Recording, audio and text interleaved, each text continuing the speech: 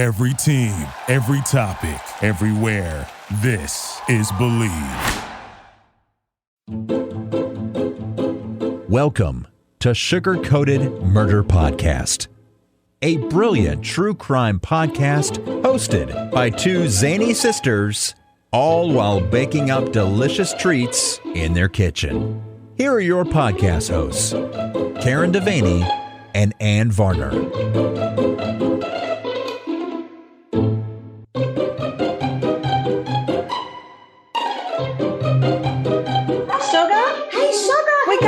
Episode. I am so delighted. You know what we're doing tonight? We're slaying we in the are. kitchen. It's another slay. I'm so excited. We found another friend and another person that's brave enough to slay in the kitchen with us. I mean, brave. I'm so excited. Yes. Who is it? Her name's Jody. Oh, okay. Her name is Jody Millman, and she is an author. Right. She's an award-winning author. Oh, my gosh. We aspire to be her. Yes, we do. And she's a lawyer, which is so out of my league. Oh, my gosh. We really need to stay on the up and up tonight. I know. We cannot have any criminal activity. Nothing illegal is happening. No. Well, I don't know when it ever did, but whatever. This podcast is probably illegal, but it's okay.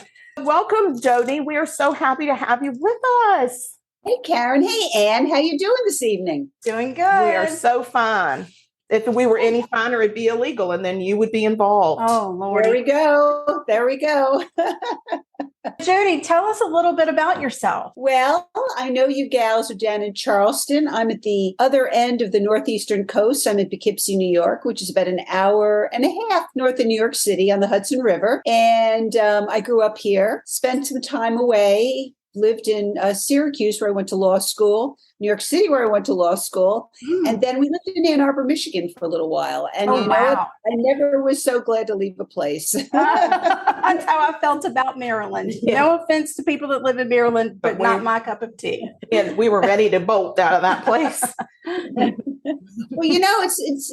I think like you guys are used to the to the way your topography is, and you've got wonderful ocean, and I mean, I've got the mountains here, I've got the Hudson River, and then when you're in the middle of the heartlands and you don't have anything, I don't know how those people function. We've always been close to water. We've always been. Yeah, me too. Yeah. Me too. We've always lived near the coast or on the coast. So I don't know how people function like in the middle of the country. I feel really badly for them. They're not really living the life that they could live. Well, I consider myself an honorary South Carolinian. Yes. Carolinian. You're good. We had a place down in Hilton Head for 35 years, almost 38 years. And it had to be near the water. So, I mean, of course. I love it down there. Those Georgia pines, I love them. Yes. And all the gators, you just, yeah, the gators, right. I got to tell you, the beach.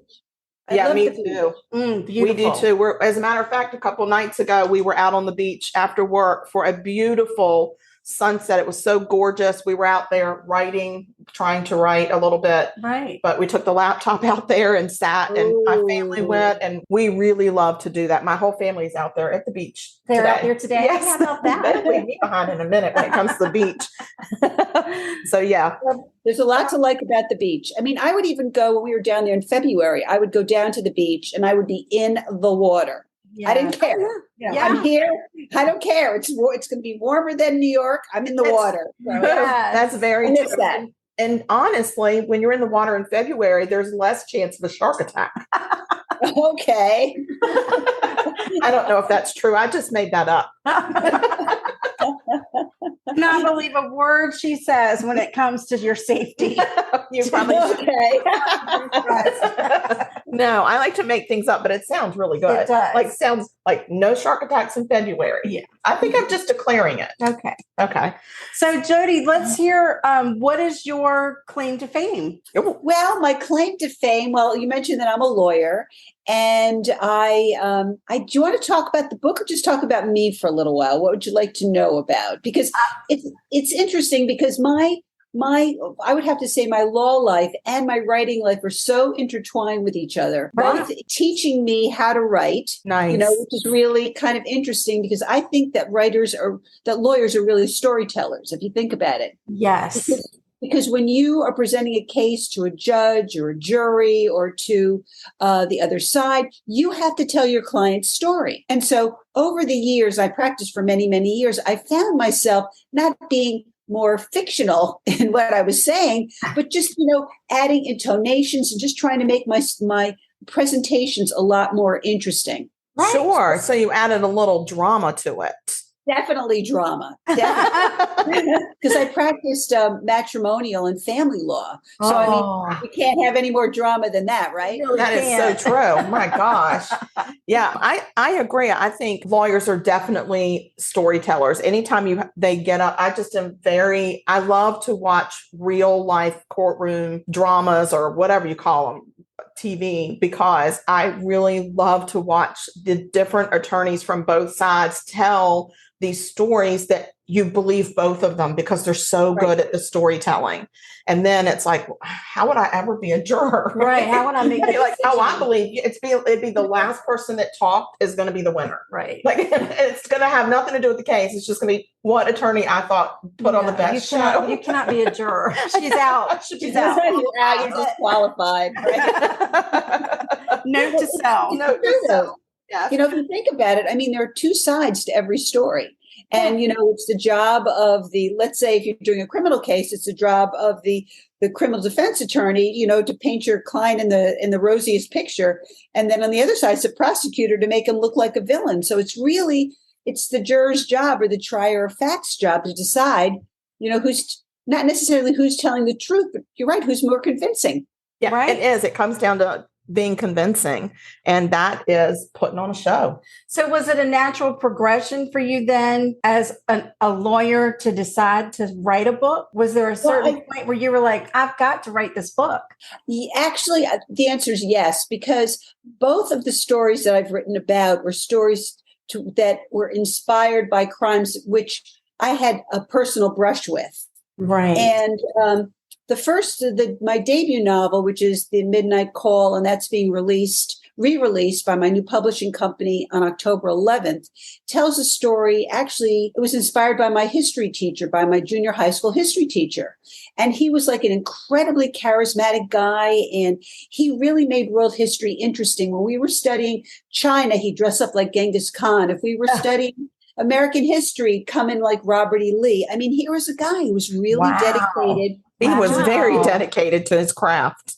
Incredibly dedicated. And the students loved him. And he was the type of guy that when you graduate and you go back to visit your school, you'd go visit him because he was such a cool guy. Yeah. Right. Well, 10 years after I graduated, the summer I graduated from law school, I was sitting at home and opened up our local paper, and there's his picture on the front page, teacher held in connection with student's death. I was like, oh my God. Wow. So I knew the family of the student because his brother was in my homeroom class.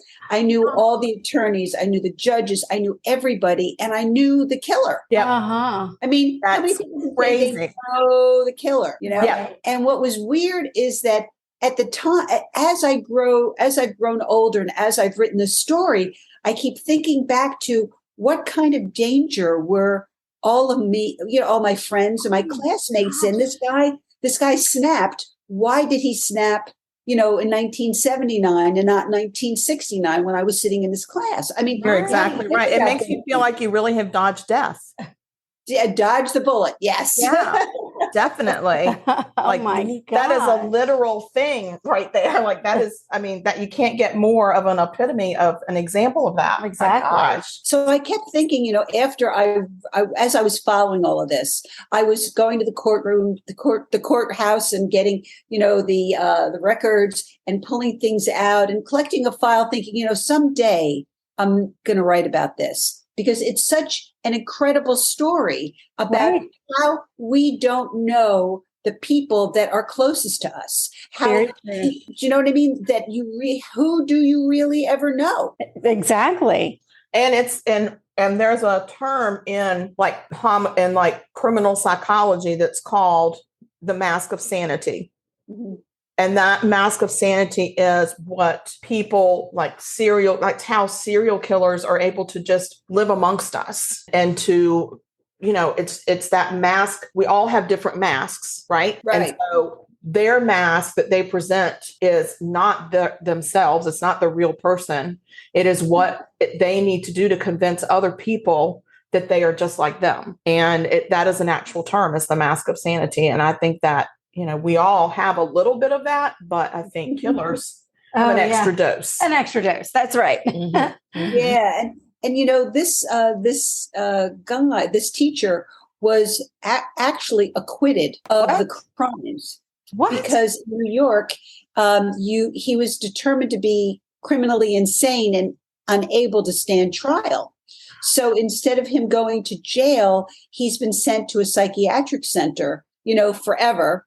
But because it's New York State, he has the ability every 2 years to request to be released. So every 2 years, it's like rubbing salt in the wounds because it's on the front page of the paper and the story comes up again. And, it's just, and also I got a little flack from people when my book came out. Really? They would say to me, well, it's not necessarily you're taking advantage of the situation, but I know the family and I know everybody was kind of woven into the fabric of the story. And some people were really pretty upset about the story. But I can understand that. I can understand it, but you also have the right to tell your story. You have the right to do that. Expression. That's right. Yes. That's right. And they have the right to.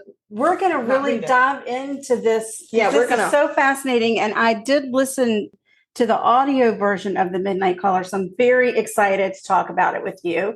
But let's go over the recipe that y'all are going to slay. Yeah, so we'll talk about this recipe that we are slaying. Okay, so I've got to pull it up again because I keep shutting off my phone like a doofus. And it is they're called raspberry cheesecake. I don't have the title. Raspberry cheesecake bars, I think, is what they're called. It's not a bar; it's cookie. It's a raspberry cheesecake cookie. But what I would call these are thumbprint cookies. Okay, but it's okay. We're gonna use this recipe, which we already have. And the really cool thing is, it's 5 ingredients. Oh, I love a 5 ingredients. Love it. And the 5 ingredients, you mix them up and then you put it in the refrigerator and it chills for 45 minutes to up to 2 hours. Oh, okay. So, you have time to take a break, have a drink, whatever, eat some berries, whatever you want to do. And then, it's like you cook it in stages. So luckily, Jody and we're on the same page because we're besties. And we have already mixed up and chilled our dough. Okay. So what we're going to do is get a pan with some parchment paper on it. Do you have that, Jody? I'm all prepared. Oh, wow. Have you preheated your oven? I'm all prepared. Yes. Well, of course you are. You're an attorney. I follow directions. Yes, I follow directions. All right. So what we're going to do, and this dough really reminds me, I don't know if you've ever made lemon bars. No, I haven't. Okay. Well, I've made lots of them, unfortunately. And this dough reminds me of the lemon bars the crust that you put first. It's almost exactly the same recipe when I was going through it. It smells very cream cheesy, though. It is cream cheesy. Yeah. It's a little cream cheesy. So we're going to take our scooper, our super duper, not pooper scooper, and we're going to scoop the dough into a ball. Okay. And I just scoop that right into my very clean hand. And then I just kind of form it into a ball. And it's a little bit crumbly, but it'll form for the most part. Mine isn't crumbly at all. Mine's very doughy. Oh, good. Okay, Jody. Right. That's just perfect. I'm showing you up over here. The whole point is to slay in the kitchen. What's wrong with that? And a lot of times we're not the ones that slay, but that's okay. Okay. That's the whole point, is that y'all are better than me or us. So anyway, we're going to put a ball and we're going to fill up our tray, our cookie sheet, with our cookies in balls. How many do you think this is going to yield? Any idea? I think it yields 2 to 3 dozen. I wouldn't say more than 3 dozen. Wow. So I definitely think it's at least 2. Do you agree with me? Do I need to put the cookie balls close together, or are they going to? I don't think they're going to spread any more than when you put your indentation in it. Oh, okay, good. Okay. You can put them a little bit close together. And I'm just going to do like one batch with us so that we can cook them and taste them and all that. And if we like it, we'll cook the rest of them later. And if not, we'll just never speak of it again and throw the dough away. During the pandemic, one of the things that I did was I decided I made a list of things I wanted to learn how to bake. Oh, a baking bucket list. I made my bake bucket list. And so I learned how to make French croissants. Oh. French macarons. Babka. Oh my God. And pie crust. Because that was always a challenge for me. Wow. And the most difficult were the croissants. Mine came out, they were more like paperweights. Right. Croissants. Yeah, because that's just layers and layers of dough and butter and dough and butter and dough and butter. So did you make your own? Did you make your own phyllo dough? I made my own dough. It took 2 days. Wow, that is commitment. There was a class I took online, and we would meet for 4 hours one day, make the dough. Then we set up the dough overnight, and then the next day we would reconvene and make the croissants and cook them. And some of them had stuffing in them. We made chocolate, plain, and I think it was almond. Yes, almond is our favorite. So it was really a lot of fun. So did you use almond paste? Pardon me? Did you use almond paste for the almond croissant? Yes, and I had trouble finding it locally, so I had to get it on Amazon. Oh gosh, that's crazy! I love anything with almond paste. I'm there. I don't care. I love almond paste. I'll put that on my chocolate. Was really good too. The chocolate was really good. I bet the chocolate ones were good, and I like chocolate croissants, but I'm a sucker for the almond. Is just so feels decadent. It really does. It feels good. It feels good. It feels good. But I learned it's better for me to buy them from somebody else and eat the ones that I made. Yeah, I mean, there's just some things that are worth the money. We have found that Trader Joe's does excellent with croissants. Oh my gosh, amazing. Really? They come frozen and they come in a pack of 4, and you just put them out on your baking sheet the night before you want to cook them, so they have time to thaw out and rise. The next morning you stick them in the oven, and it's like you made them homemade from scratch. Oh, that sounds yummy. Trader Joe's. I got to tell you, they have chocolate and they have the almond, and they are delicious. And we actually have a French bakery around here, and I hope they're not listening, but Trader Joe's has better. They're very, very expensive croissants. They're better almond croissants. They're almond ones. Yeah. I don't know about. I feel like they get a little over almond. They do. They over. I mean, there is a limit. Over almond, huh? Yes, you then can't. It's a little soapy. I feel soapy. I don't know. Soapy. I mean, maybe that's how the French take baths. Maybe. No, we're so stupid. Ooh la la. Ooh la la. I'll take some almond. I'll put almond paste on my toothbrush. You're weird. I'm just saying it seems like a yummy thing to do. So I sound yummy. Yes. I've gotten a dozen on my sheet. I'm up to 8. I'm going to be, I think, 18. Oh, good for you. Yeah. Because I won't have much dough left by the time. That's good. Yeah. Perfect. Get as much on there as you can. Yeah. But you know what else was fun? Making the macarons. And there was a woman in Paris who gave online classes. So I took her online class. Really? Yeah, I've heard about people taking master classes to learn how to make those. And, it's not that they're not hard. They're just a lot of steps. And they're very expensive. All the ingredients. Again, almond. You have to use almond flour, which is very, very expensive. Yes. Yes, and I got to tell you, bucket list. It's on our baking bucket list for sure. But again, with the Trader Joe's, they've got great ones. They have incredible ones, and they're different flavors. I think there's like a pistachio, a chocolate, a caramel, and a vanilla is what I want to say. How about Right, that? they're in a little kit, right? Well, they're frozen. Yeah, And you just I've had those. Yep. Yeah, and I really like them. They are terrific. They're good. You know, you can freeze macarons up to 6 months. Oh, I did not know. Yes. Yeah. You can get to bacon on some macarons. And we're not like Trader Joe's isn't paid us any money. No, Trader Joe's does not pay us to I love advertise. Trader Joe's. Yeah. We don't have one. I have to drive 45 minutes to go to one. Oh no! Oh gosh, we have to go into the next I town, go but it's with a cooler and I stock up. I don't blame you. I drink their creamer. They have a really good oat milk coffee creamer. Yeah. And I love it. So when I go, I get 6 at a time. And then my kids come over and they take some. So then, it doesn't take me long to go through them. You know, they also have they used to have a really good frozen key lime pie too. Oh. I used to stock up, and then when I would have dinner parties, I would, take them out, and the raspberry tarts. They have great stuff. Really, they really do. We're spoiled because our mom makes the best key lime pie, and she has taught us how to make it now because it's one of those things. When my daughter turned 21, her present to my daughter was they went into her kitchen and she taught my daughter how to make the pie, which is really cool. And then we were allowed to learn because we threw a fit because she taught my daughter and she didn't teach us. And we're like first in line. So hello.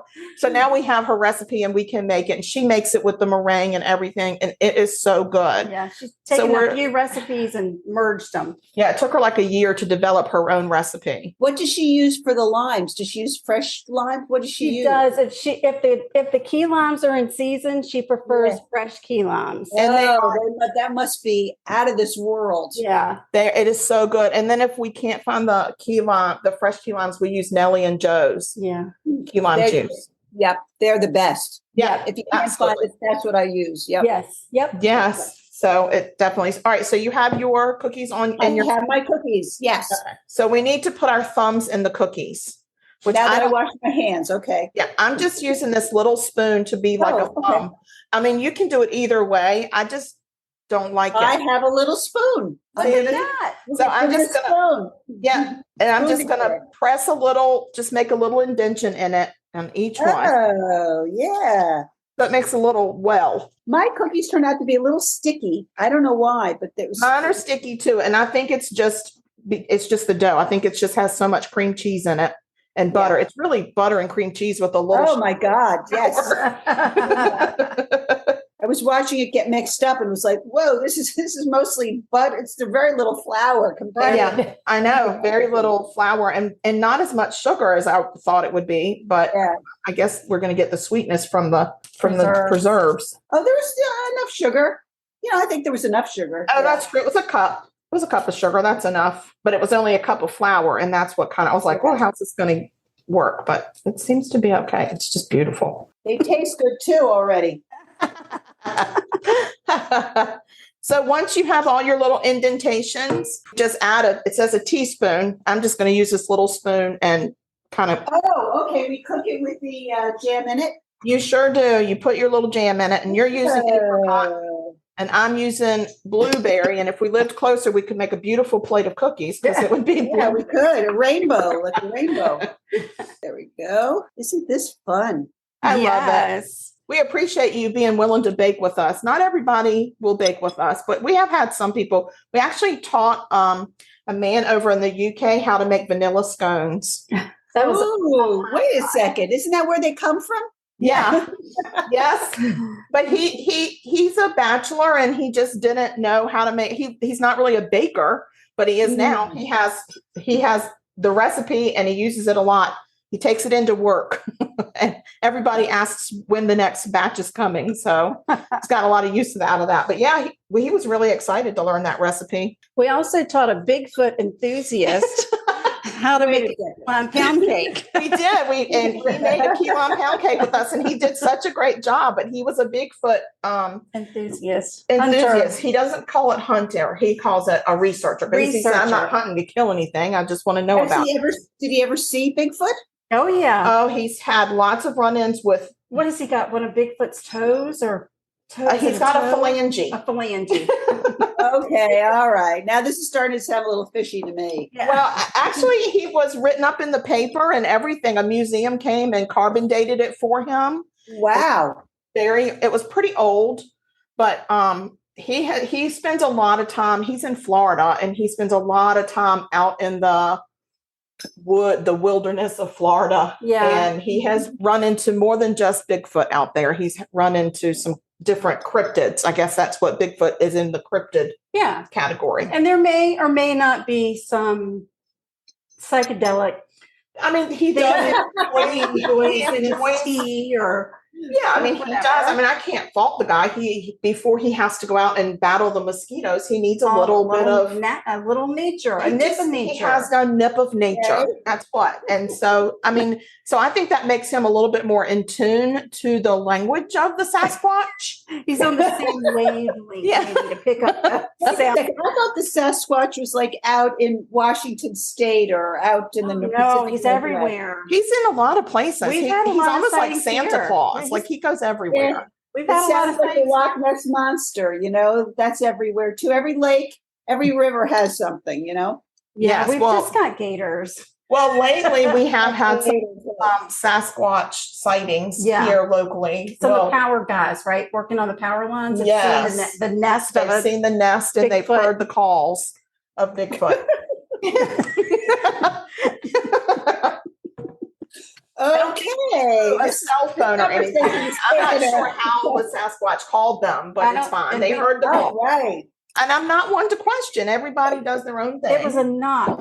There's a tree knock. Oh, it was the wood knock. Right. Yeah, that was the call. It was the knocking of wood. There was wood knocking. And we don't know if that particular power worker had any drug tests after that. I don't know. I don't want to mess with his career. Yeah. So that he was brave enough to report it, though. Really? I am going to put law cookies in law oven. Okay, because I've got Alexa here. I can set the timer and she'll. Oh, good. It says bake for 11 to 12 minutes until the edges are just golden, and the dough will still be soft, and that's a good thing. That's what the recipe says. Okay. The dough will still be very soft when we remove them from the oven. That's a good thing. Okay. So, now, is the jelly going to melt, or is it going to harden? What kind of consistency do you think our little blueberries and apricots are going to have? It's going to be like a warm jelly, but it's going to stay a jelly. It's not going to melt. It's not going to run. Okay. It'll just kind of stay there. But the nice thing is it bakes into the cookie just under where the jelly is. Mm-hmm. So it should help it stick to the cookie a little bit. But I'm setting my timer actually for 11 minutes. Okay. And I'm going to take another sip of Bailey's. I'm excited to get back into the story of your teacher. I am excited about this story. This murder is completely and totally insane. Hi there, I'm Dustin. Do you have a comfort show that you always go back to? Or perhaps there's a TV series you haven't seen in a while and wonder if it's still any good? Well, welcome to the Rewatch Recap, a show where friends and I will queue up an older TV show we've seen and then give a breakdown with commentary of how we feel watching it now, and making fun of it if it doesn't hold up, of course.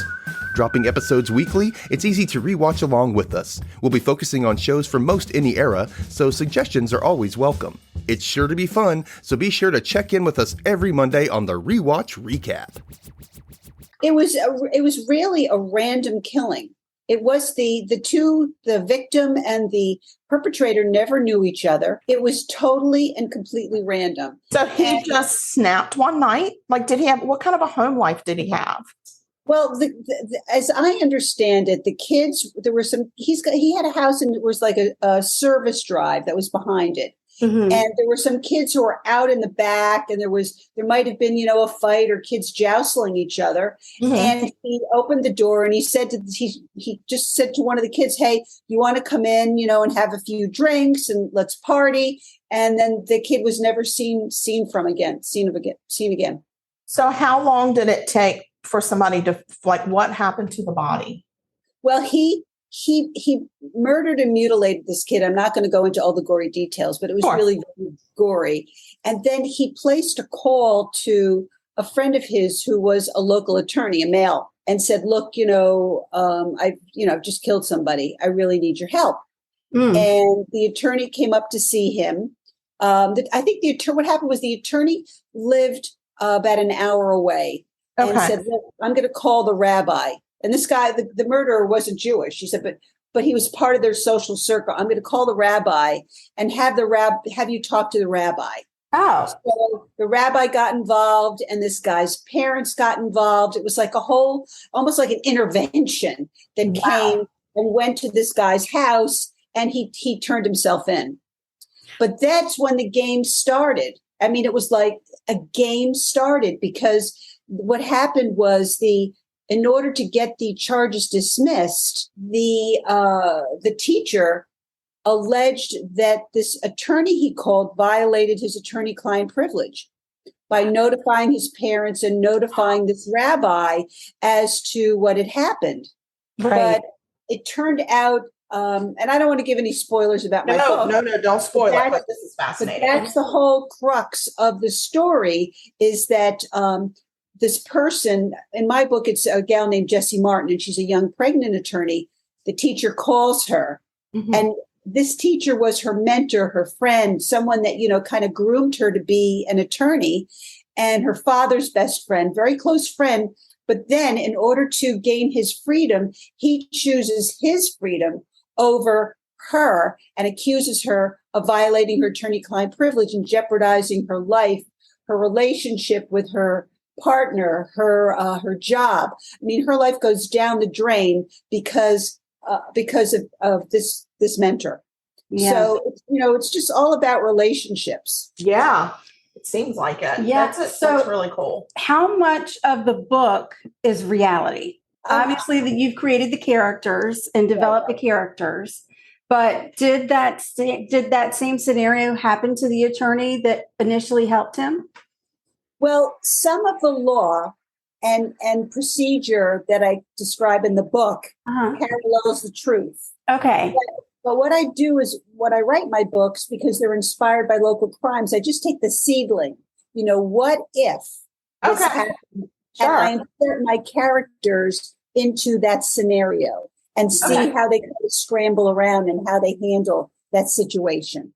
That's really incredible, because then you're not so held to like a certain narrative. Like if you're planting a seed, so you're using the case as a seed, but then you are really growing that on your own, which is nice, because you really are not held to. You're not held to anything. Mm-hmm. You're just saying, what if this were to happen? Yeah.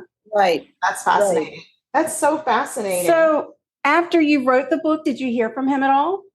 I didn't hear from him. I didn't hear from anybody other than, some of the people who would come to my book signings, and they would say, how could you write about this? It's such a horrible thing.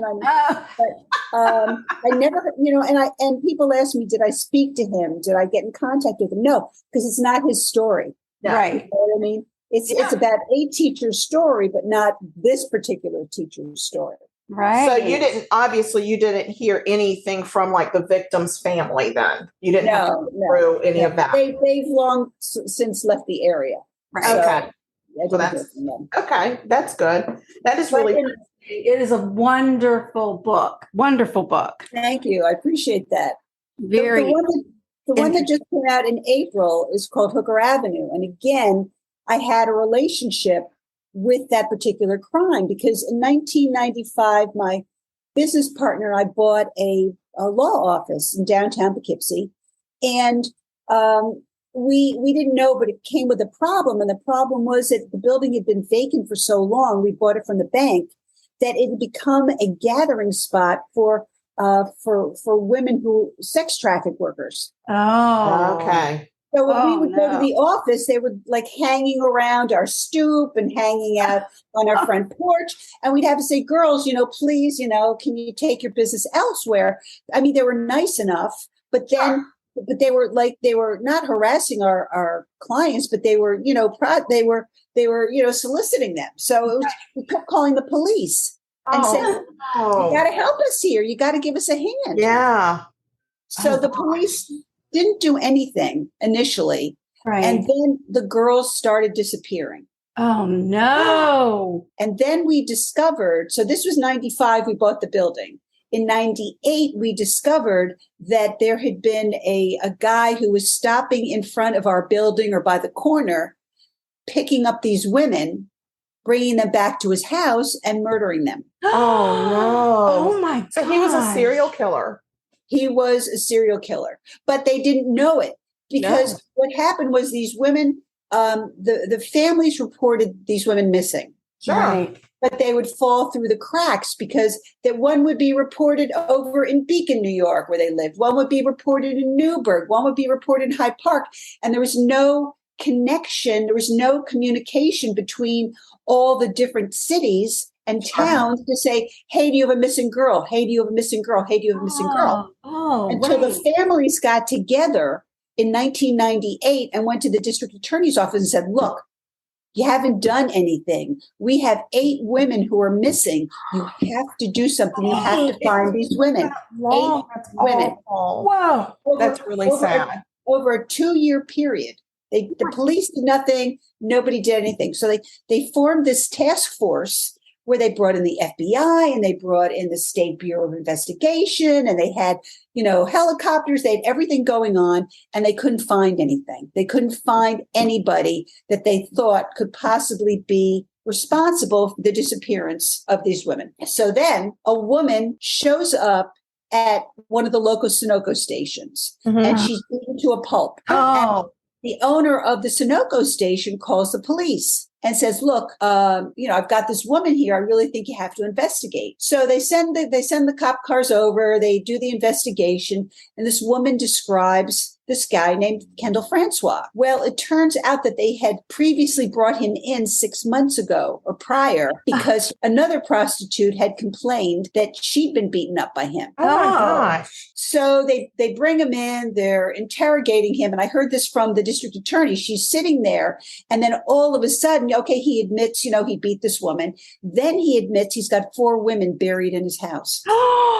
What? It was like totally random. They had no idea he was just going to admit that this happened. Yeah. Oh my God. That is crazy. So then they go to his house and after 28 days, they exhume 8 bodies. Oh my God. Oh, he miscounted. I guess he wasn't the brightest guy, but I guess he wasn't keeping track. Yeah. Then he had your mask of, what did you say? Your mask of sanity. Sanity. Because he was the guy that moved around the community. I mean, he had worked at one of the middle schools as a hall monitor. He'd worked. People knew him. I knew his dentist. I mean, I knew people that that went to college with him, and that was the whole thing. Just kind of like blew open. Oh my gosh, that is amazing. Wow. That is amazing. It gives me chills. I just got chills. That's crazy. I just think they need to turn that book into a movie. They do need to turn both of them. I'll vote for that. I'm sure you do, but I'm serious. They both are so, it's just right in line with all of the stories that we are addicted to. Absolutely. Yes. That we watch religiously. Well, you do. I'm too scared. I know, I do. I watch it. That's what my background music when I'm working is true crime. I can't. It's all the gory true crime. I was just watching a show the other day on cults. That was crazy. Yeah. All the different cults that have happened. Oh, yeah. What has happened to the people in them. And it was pretty crazy, but that's my suit. That's the way I soothe myself. I'm more of a doctor operating, watch people go into the hospital type. Oh, yeah. Oh, you like those medical shows. I saw the people with fingers hanging off and it's real. Yeah. Like, I can't do that. I can't do it. But if you've got your arm cut off, I'm going to watch them sew that sucker right back on. I cannot do it. But I did go to nursing school for 2.5 years. So she did. It doesn't bother me the way it bothers. I've never been involved in nursing school. I've never been involved in any life-saving, nothing. I'm not doing it. And it's very evident because you want to check them? Yeah. Oh, well, because she's not the most... I'm not reliable in crisis, let's just say. No. I like to pretend that crisis is not happening. Right. And so... denial. You're in denial. I'm like those billy goats that freeze. And then they faint. I don't faint, but I could fall over at any minute. And they're not ready. Oh, you're not going to believe what happened to my cookies. What happened? Oh, what happened? Did They all melted into one big cookie. Nice. Mine didn't even spread. Oh my God. I love it. I can't wait to see hers. So you can cut them into bars. Yeah, now you made bars. I think I did make bars. Oh, that's what they look like. Oh, that's great. You can pass them off at bars. Nobody knows the difference. How much time do take it to the bar? No, I didn't mean take it to the bar. I'm saying pretend like it's a bar. How much time do we have left on them? Because my alarm didn't go off. Oh, our alarm went off, but they still. I would say we have another minute and a half. Oh, I'm taking mine out. Mine are, I'm showing them to you. I can't wait. Oh, Big sheets of cookie. Really? It's like the cookie company when they make the big huge cookie. Oh, yeah. wow. Oh, but It's like a pizza cookie. They're love gorgeous. You've developed a whole new recipe.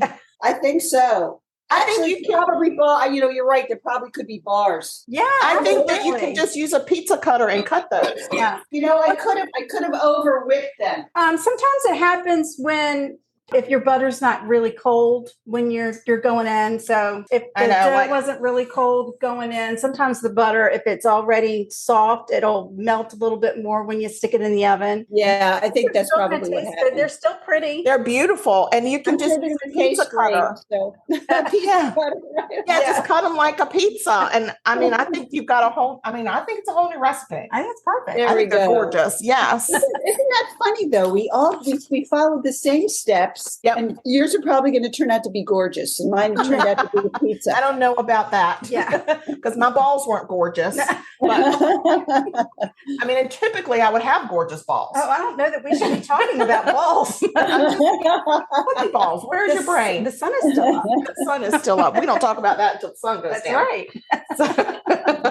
So interestingly enough, Karen and I both have similar scenarios in that we were friends with the family of a person that murdered another person in our community when we were growing up. Really? And Karen had a classmate in high school. I had one of those dodged a bullet moments. And Really? her classmate murdered a mail carrier when they were in high school together. We were juniors in high school, and I was supposed to have studied with him. We were in exams, and we had a geometry exam the next day. And so we were going to meet at the local library and study because he sat behind me in geometry class.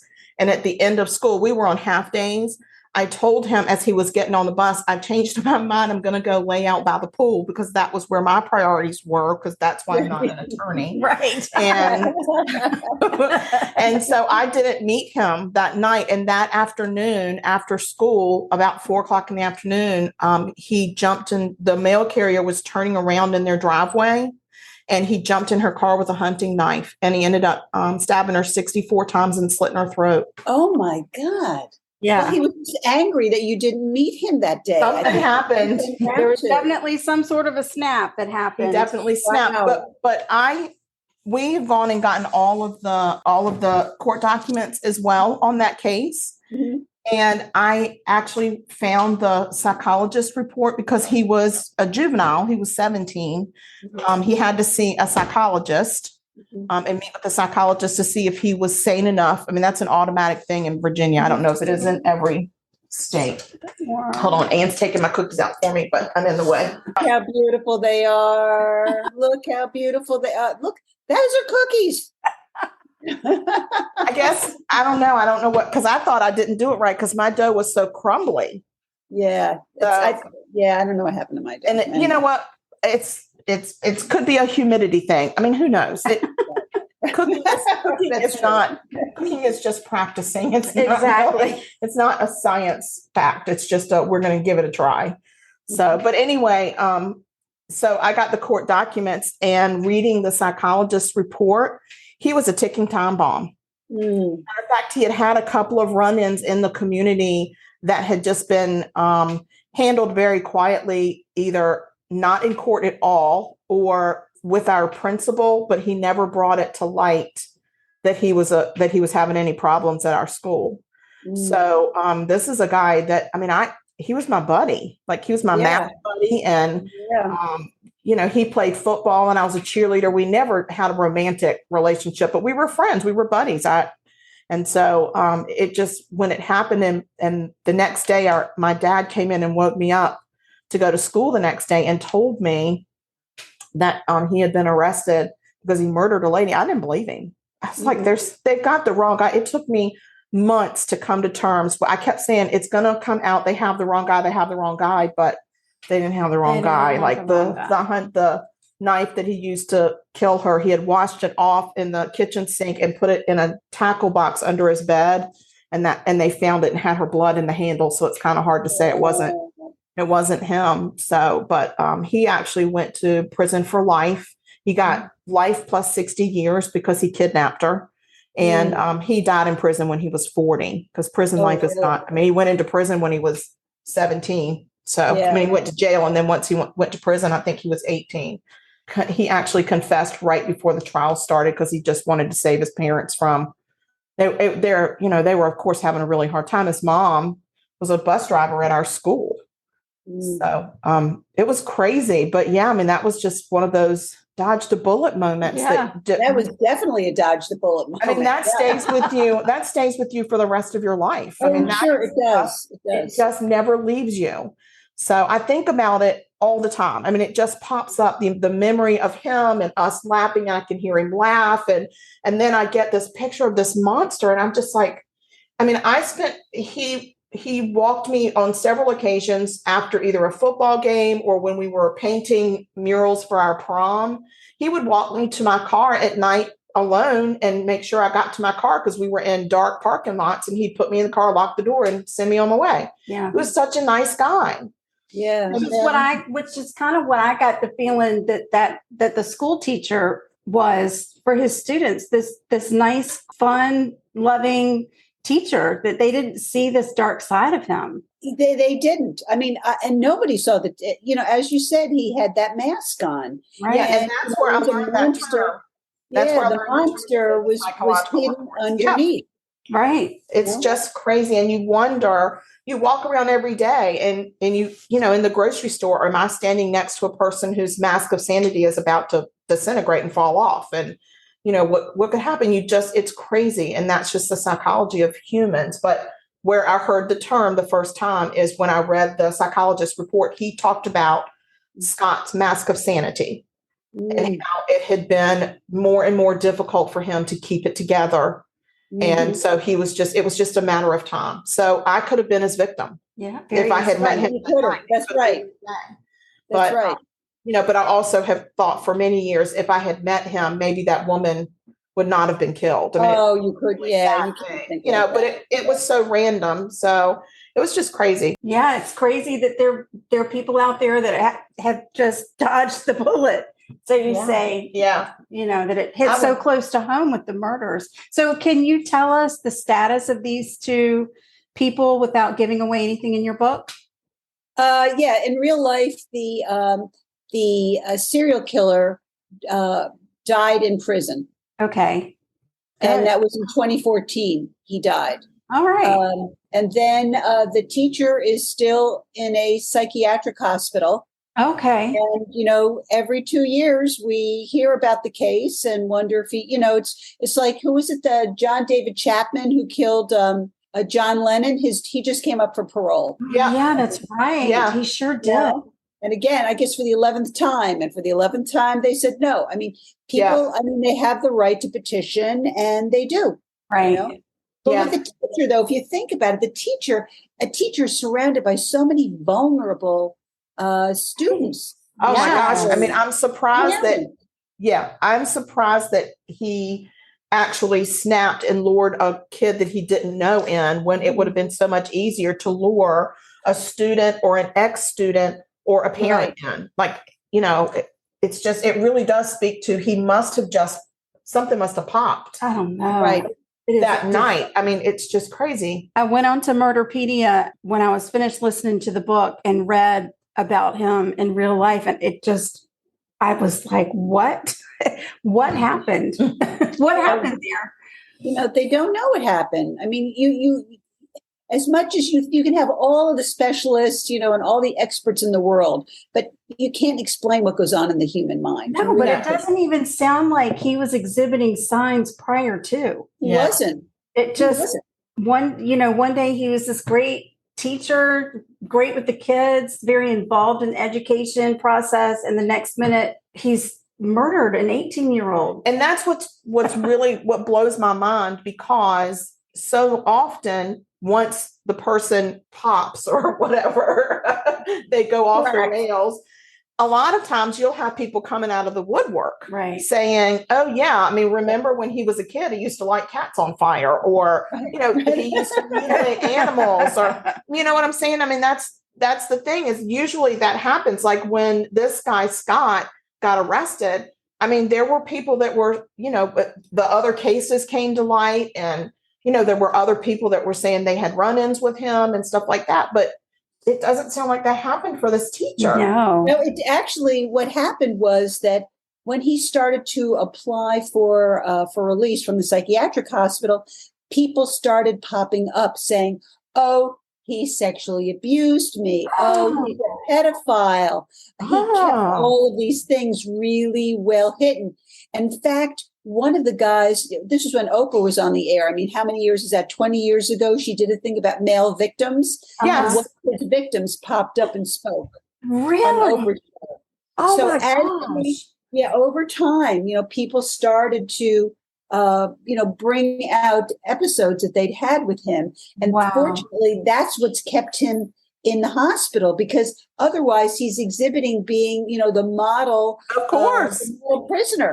Absolutely. I've found they all find God when they're ready for parole, and then all help their other their fellow prisoners with math, reading, I don't know, and they earn degrees. Yeah, this guy was a teacher. In prison. And then all of a sudden they present themselves as what they are not in front of the board. They put on another mask of sanity. Exactly. Yeah. That is crazy. That is crazy. That's a great name for a title for a book, The Mask of Sanity. You better copyright that, or say patent, or whatever. I copyright that. I don't know what to do. I don't know. I trademark it. You got to trademark it. Yeah. I don't know what to do. You know what to do. I don't know what to do. Okay, so speaking of that, I went on your website, and I'm not a stalker, so don't be nervous. Okay. Okay. But I noticed that you give a lot of workshops. I do. I have a program called the Writers Law School, and people were coming up to me at conferences and saying, "Oh, I hear you're a lawyer." It's a publishing question. So I decided to come up, and especially during the pandemic, I was home, staring at the four walls like everybody else. I said, I'm going to come up with a program that kind of advises writers on copyrights and trademarks and patents and how to start a business and publishing contracts, because I think it's really needed. Yes. So it's a short little program. It's about 45 minutes to an hour. I've been doing it at libraries and for arts organizations, really all over the world. It kind of took off. I started it a year ago, July, and it's really been a lot of fun to go out and talk to people and do it. A lot of it's virtual. So, I just did a group in Florida today, and I think it's needed, because when you're a writer, you think about writing. You don't think about being a business person. You don't think about protecting the work that you're spending all this time creating. Yes, I think it's really important. So I noticed on your list of little things that you offer that you do. That you do editorial support for youth writers. Yes. Called. So we're very youthful. Very youthful. We're like the number on our driver's license. We act very young, like immaturely. But the number on our driver's license might be deceiving, but we're very youthful. So if we were to sign up for that, are you going to ask for an ID? No, I will not ask for an ID. Okay, good. And I'm going to recognize your names anyway. True. we need some help. We're trying to emulate a writer. We're trying to act like we're writers. We're in the process of writing. You are writers. We're in the process of writing a book about one of the murders that we covered on our podcast that's actually from our hometown. And we were not birthed to be writers. No. We were not educated to be writers. We didn't know that we could write, but we're doing it. And we both have jobs that involve numbers. We're numbers people. We're both numbers people. Okay. So But the podcast has been a real good creative outlet for us because it has nothing to do with numbers. Right. So that's good.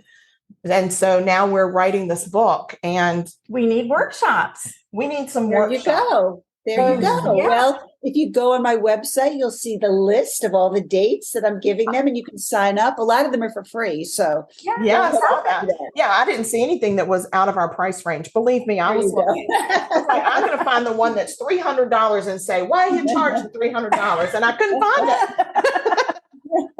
Well, you know, writing is really a muscle. And I mean, honestly, when I started, I was a technical writer because I mean, that's what lawyers are. Right. I was a technical writer.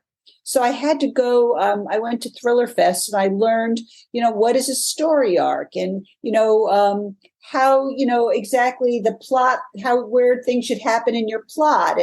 And it's just, you know, and how to craft a good villain. I mean, there's certain things that you can do to learn it. Thriller Fest. We need to Where look up have we Thriller been? Fest. We've been missing out. You know, there was also one down closer to you in Florida called Sleuth Fest. That's we sleuths. definitely we are sleuths. There you go. You are sleuths. We're Sleuth. Not sloths. Sleuths. No, I mean on Sundays I tend to be a sloth, but on all the other days I'm sleuthing. We're out there sleuthing all the time. There you go. See, On our podcast is we sleuth. I can't but even. that's what you do. You know, it's a muscle. You can learn it. It's craft. You can just have fun. That's what it's all about, having fun. Yes. Wow. And that was a piece of advice that we got from a local author here that we know. And I was reaching out to him saying, we don't even know how to start. Like we feel stupid just trying to put words on a page because we know that this is so above us. And he's like, it's not above you because you already talk. So just write the way you talk. Right. And that's what's going to bring your personalities into it because that's what makes your podcast popular. And that's what's going to help your book. And that was really, to me, it was like permission to write. Yeah.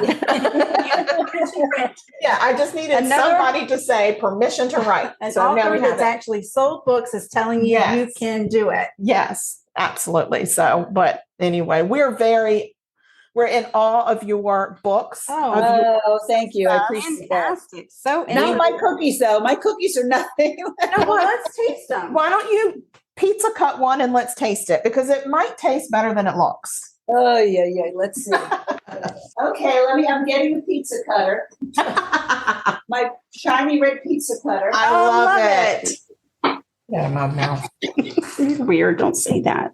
You know what? They're so goopy. They just kind of fell apart. They're just like all buttery. Yum. There's nothing wrong with butter. No. What Did you put soap in it? What happened? No, it just they taste like taste almost like a roll, Maybe there's just not enough sugar. I don't know what there was. Oh, I don't know what happened. I put in a cup and 3 tablespoons of flour, and I thought maybe I just didn't put enough flour. Maybe so. That could be it. That would be a reason that they would spread too. Oh, so you got a much butter and not enough flour. There you go. Yeah, it sounds like you got a mouthful of sugar and butter. Yeah, it tasted like I was eating butter, pretty much. Oh, yeah. Wow. Well, I got to tell you, mine turned out pretty good. I mean, Jody, you're a better writer than us. Oh, it's yeah. okay. You guys are the bakers. Look, you are the bakers. I bow to you. I bow to you. we have lucky days in the kitchen. Yeah, that's we have all. lucky days and we have not so lucky days. So it's a spin of the wheel. Yeah. Okay. Well, I am going to try these again. Now you've thrown down the gauntlet. I have thrown it down. The challenge is on. Right. And Now, I have a question about this. It says the paddle attachment in the recipe. I used one that it kind of wasn't a hook, but it kind of looked like a hook. It wasn't flat like a paddle. Right, but it's got space in it. Right, it's got Yeah. in the KitchenAid. Yeah. It wasn't a paddle. I don't know what I did. That's the paddle. Listen, I didn't even use the paddle because Does it look like that? Yeah, that's what I that's used. the paddle. That is Yeah. what that is the paddle. But I ended up not using the paddle because my KitchenAid is up on top of my refrigerator and I can't get it down. And I forgot to ask my husband to get it before he went to work. So I never used that. I just used just like a regular hand mixer and mixed it and just kept, like, I got the butter and the cream cheese mixed together really good. And then I threw the sugar and the flour in, and then it took a while, but got it mixed. Yeah. And I think that's why mine was crumbly, because I just used a hand mixer. So maybe Yeah, next I time think you do it, use the whisk attachment instead of the paddle and see if that makes a difference. Yep. I think maybe I beat it too much. I could have over whipped the butter and The cream cheese. Yeah. Well, all I know is try it again. Yeah. I'm going to try a hand mixer next time and see how. Yeah. It goes. And then let us know. You can email us a picture when you get it perfect. I am definitely. We'll post it and say, look what Jody finally did. She conquered it. Well, they looked real pretty before they went into the oven. They were gorgeous. I was really impressed. And I was like, I even said under my breath to Ann, mine don't look so good. She's like, just put them in the oven. We'll deal with them. How do they taste? Yummy. They taste so good. Delicious. And the blueberry is amazing. Sorry. Good. I'm sorry. That's okay. That's okay. Look, I'm we sorry tried. that my cookies turned out. Well, it's really science. I mean, if you think about it, Absolutely. you guys are, mathematicians and you know how to do things. And Wow. I don't know what I did. Anyway, It's obvious that it was fun. It was fun to do it. Just met us. Karen's a whiz at spreadsheets and I'm an auditor. So I'm attention to detail. Yeah, There you go. that is true. Well, Jody, this has been so much fun. We can't thank you enough for taking time out of your schedule to come on our silly little show. And Yes, thank you so much. We really, really love your books. And we Thank you. you've got such a sweet personality. You're so much fun. I just feel like I feel like we could be friends. I We mean, definitely could be friends. We definitely. really think. Oh, I yeah. just think so. absolutely. Poughkeepsie, here we go. Poughkeepsie, how did we get there? I can learn something from you guys about baking and also about true crime There you Yes, go. exactly. And sleuthing. Sleuthing. and sleuthing. Add that to my resume. Yeah, resume builder. I love that. So just for our listeners, where can they find your books? Well, they can find my books on Amazon, any independent bookstore, places where books are sold. Okay. As I said, October 11th, the second edition of The Midnight Call will be released. And then I'll have a new book coming out in the spring of 2023. Oh, exciting. And my website is www.jode, Jode, Millman, MILLMAN.com. That's how they can find me. Excellent. Wonderful, Jody. Thank you so much. Thank you, We have Karen. just Thank you, enjoyed Ann. this. It was so much fun. Thanks again. We would love it. We would love it if you would stay sweet and don't murder. Because if you kill people, we will talk about you. And it won't be pretty. This has been Sugar Coated Murder Podcast, a deliciously entertaining true crime podcast. Like what you heard?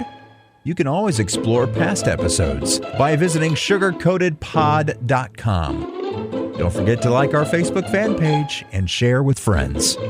Thanks for listening to Sugar Coated Murder Podcast. Thank you for listening to Believe. You can show support to your host by subscribing to the show and giving us a 5-star rating on your preferred platform. Check us out at Believe.com and search for BLEAV on YouTube.